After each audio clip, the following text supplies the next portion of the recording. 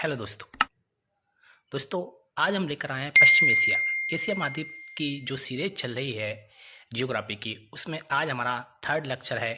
Last lecture में हम लोगों ने पढ़ा है नॉर्थ एशिया और ईस्ट एशिया के बारे में डिस्कस कर लिया है। तो आज हम पढ़ेंगे पश्चिम एशिया में, जहाँ से एग्जाम में जो भी क्वेश्चन बनते हैं उनको सारे क्वेश्चनों को हमने इसमें कवर किया है। तो मेरे इस चैनल को प्लीज़ लास्ट तक देखिए। इसमें एक एक पॉइंट को हमने क्लियर समझाया मैप के माध्यम से और थ्योरी के माध्यम से। यहाँ से क्वेश्चन 99% क्वेश्चन बाहर नहीं जाएगा, ठीक है।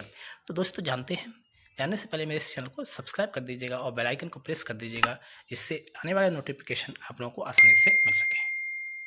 आइए जानते हैं दोस्तों। सबसे पहले हम ये जानेंगे कि पश्चिमी एशिया में कौन कौन से देश आते हैं और उनकी राजधानी क्या है। तो दोस्तों पश्चिमी एशिया में जो ये आपको देख पा रहे हैं, यहाँ से ये पूरा पश्चिमी एशिया है। ये देख लीजिए, ये पश्चिमी एशिया है, ये पूरा पश्चिमी एशिया है आपका, ठीक है। ये सारा पश्चिमी एशिया है। तो पश्चिमी एशिया में कौन कौन से देश आते हैं। पश्चिमी एशिया में जो पहला देश आता है वो है ईरान है, जिसकी राजधानी की बात करते हैं तो इसकी राजधानी है तेहरान है। दूसरा जो देश आता है वो है इराक है, इसकी राजधानी बगदाद है। तीसरा जो देश आता है दोस्तों वो है टर्की, इसकी राजधानी है अंकारा। देखो टर्की एक ऐसा देश है जो दो महाद्वीपों में आता है। एक यूरोप महाद्वीप में भी आता है इसका कुछ हिस्सा इसका एशिया महाद्वीप में भी आता है।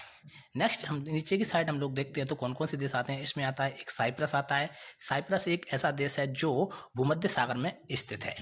चारों तरफ से इसके भूमध्य सागर है और ये भूमध्य सागर में स्थित है। नेक्स्ट देश आता है सीरिया है। सीरिया की राजधानी की आप लोग देख पा रहे हैं यहाँ पर दमस्कस है। और इसके बाद लेबनान है, इसकी राजधानी है बैरूत, इसकी राजधानी है। नेक्स्ट देश की बात करते हैं इजराइल है, इजराइल की राजधानी जेरूसलम है। इसके बाद जॉर्डन है, जॉर्डन की राजधानी अम्मान है, ठीक है। इस तरीके से इसके अलावा नीचे की साइड हम लोग देखते हैं, ठीक है। तो जो पश्चिमी एशिया का बड़ा देश है वो है सऊदी अरेबिया, जिसकी राजधानी रियाद है। और इसके अलावा ये कुवैत है, कुवैत की राजधानी कुवैत सिटी है।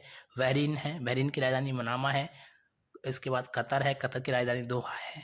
इसके बाद नीचे की साइड जाएंगे तो ये है यूएई है, जिसकी राजधानी अबू धाबी है। इसके बाद और नीचे की साइड जाएंगे तो ये क्या है, ओमान है, इसकी राजधानी मस्कट है। इधर देखते हैं तो इसकी राजधानी क्या है, यमन है। और यमन की राजधानी क्या है, शाना है। तो दोस्तों ये क्या है, पश्चिमी एशिया के देश थे और इनकी राजधानी के बारे में हम लोग डिस्कस कर लिया है। दोस्तों यहाँ पर एक चीज़ आप देख पा रहे हो कि पश्चिमी एशिया पूरी तरीके से झीलों से या समुद्र से घिरा हुआ है। तो यहाँ पर आप लोग देखिए पश्चिमी एशिया को ऊपर की साइड हम लोग देखेंगे पश्चिमी एशिया में तो ये क्या है हमारा, ये काला सागर हो गया है, ये काला सागर है। काला सागर के बाद ये कौन सी, ये हमारी कैस्पियन झील है, कैस्पियन सागर झील है। कैस्पियन सागर की झील के बाद ये हमारा क्या है, भूमध्य सागर है। इसके अलावा ये हमारा क्या हो गया है, लाल सागर हो गया है, ठीक है।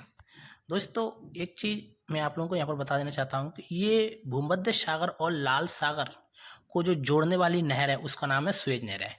वो यहीं पर स्थित है।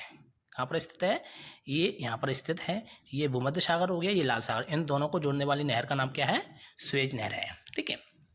यहाँ से क्या होता है कि जैसे एशिया के जहाज़ों को जाना होता है तो अफ्रीका महाद्वीप का चक्कर ना लगाते हुए ये यहाँ से निकल के यूरोप को पहुँच जाते हैं, ठीक है। तो दोस्तों ये क्या है, एशिया महाद्वीप पश्चिमी एशिया के कुछ देश थे और उनकी राजधानी थी। आगे हम जानने वाले हैं पश्चिमी एशिया में। यहाँ पर देख पा रहे हो कि पश्चिमी एशिया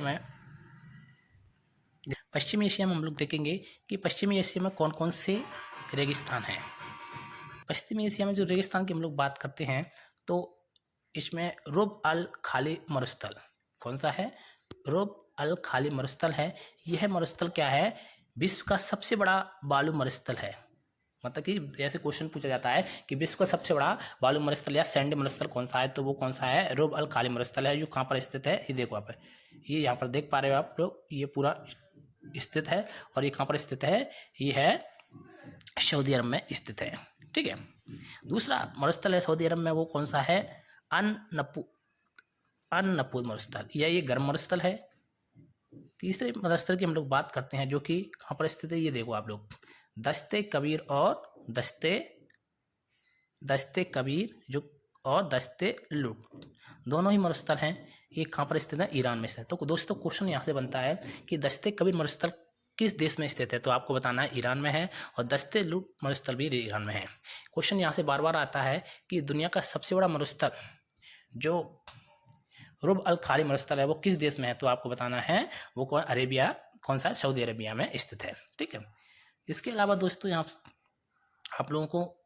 मैं आप लोगों को यहाँ पर बताने वाला हूँ कि यहाँ की कुछ जल संधियाँ हैं। ठीक है। तो दो यहाँ की मुख्य जल संधियाँ हैं। ये मैंने आप लोगों को, ये लाल सागर है, ये लाल सागर है, ये भूमध्य सागर है।